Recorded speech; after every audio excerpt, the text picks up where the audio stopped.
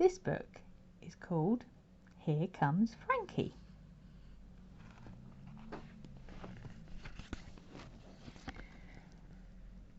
Frankie lived with his parents halfway along Ellington Avenue. It wasn't the kind of street where children played happily outside or where the neighbours stood and chatted. Ellington Avenue was always very quiet. Even the birds had lost their chirp.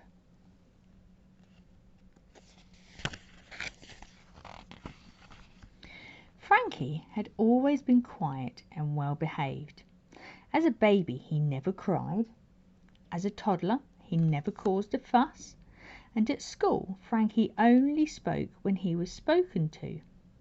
Frankie's parents both worked at the local library.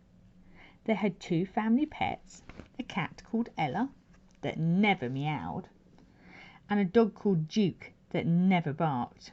They all lived together in perfect peace and quiet. And that's exactly how Frankie's parents liked it. His father would read for hours in silence, while his mother liked doing the crossword puzzle. But Frankie was beginning to find life at home just a little too quiet. Even the big clock had lost its tick-tock. And so that very night, the usually quiet Frankie made a very loud announcement. "I've decided," said Frankie. "I want to learn to play the trumpet." Frankie's parents looked rather worried. "I've a lovely book on trumpets you can look at," said his mother hopefully. "I don't want to read about trumpets," said Frankie. "I want to play the trumpet." "Now listen, son," said his father. "How about learning to play something quiet, like chess?" But chess was too quiet for Frankie, and Frankie was too fidgety for chess. A few days later, Frankie marched home from school with a shiny trumpet under his arm. As soon as he was indoors, he put the trumpet to his mouth, puffed up his cheeks and blew, and blew, and blew, until he was blue in the face.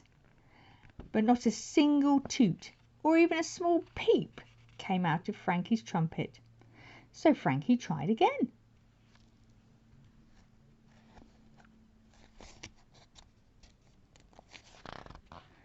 Suddenly there came a small squeak, then a loud barp, and a nasty ear-splitting sound. Frankie rubbed his eyes and wrinkled his nose. The whole room was the colour of dirty dishwater and smelt like pickled onions. "Frankie, Frankie, I can't hear myself think," called his father. "And whatever is that awful stink?" "I think it's next door's drains," his mother replied. But it wasn't. It was coming from Frankie's trumpet. Frankie was amazed. When he heard the trumpet, he could not only hear the sounds, but he could see and smell them too. The lower the note, the darker the colour. The higher the note, the lighter the colour. The more Frankie played, the more colours and smells appeared. So he practised and practised until the air was filled with colourful music and bursts of weird and wonderful smells. Oh, look at all that. You've got hot dog, coconut, apple and pear, lemon, banana. What else can you see on there?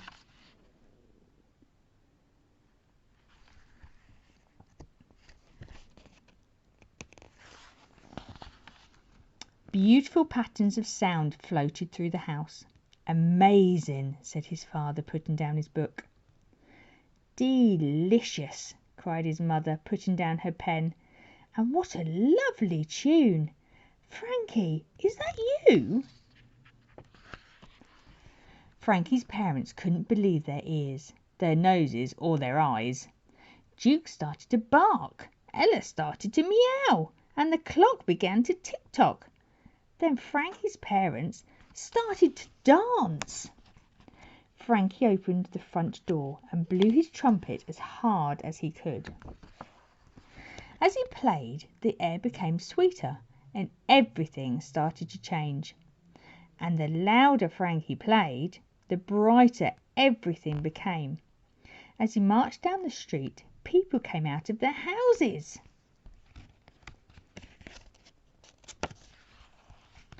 They started to tap their feet, clap their hands, and dance to the sound of sunshine along noisy Ellington Avenue. Oh, there's a picture of Frankie's parents on the back, carrying on dancing.